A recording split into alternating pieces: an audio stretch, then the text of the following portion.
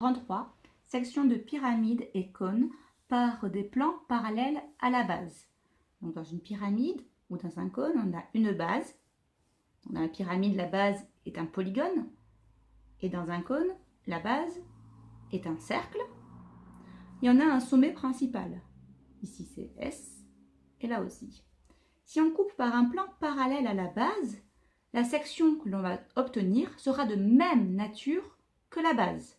Donc ici, si la base est un rectangle, par exemple, la section obtenue est aussi un rectangle. C'est la même nature, mais attention, ce n'est pas les mêmes dimensions, puisque on voit ici que ce rectangle est un rectangle réduit par rapport à la base. Donc, la section est un rectangle réduit. Pour le cône, c'est exactement la même chose. Lorsqu'on va couper le cône par un plan parallèle à la base, on va obtenir la même nature que ce qu'on avait à la base. Si ici on a un cercle, pour la section, on aura aussi un cercle. Par contre, le rayon sera plus petit que le rayon de la base. On obtient un cercle réduit. Méthode 2. Calculer une longueur dans la section d'un cône par un plan. On considère un cône de révolution de base de centre O et de rayon OM égale 4 cm. Le sommet est S et on sait que la longueur SO mesure 5 cm. Donc de là à là, 5 cm. On coupe le cône par un plan parallèle à la base et tel que SO' est égal à 4 cm. De S à O'. Calculer le rayon O'M' de la section. Donc ici, on avait vu que ce plan est parallèle à la base.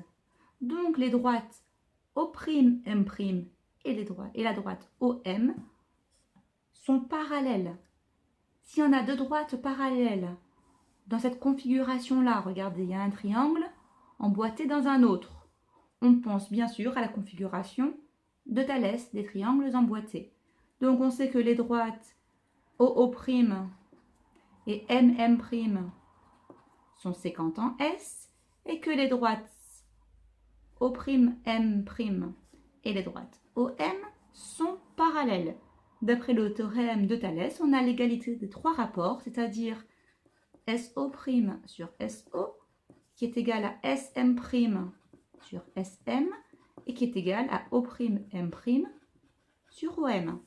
SO' vaut 4, SO ça vaut 5, SM' on ne connaît pas, on ne connaît pas non plus SM. Ce rapport-là, en fait, on n'en a pas besoin, donc on ne le réécrit pas. Ensuite, O'M' c'est la longueur cherchée sur OM qui est égale à 4 cm. Donc pour trouver la longueur O'M', il me suffit de faire un produit en croix. On fait 4 fois 4 divisé par 5.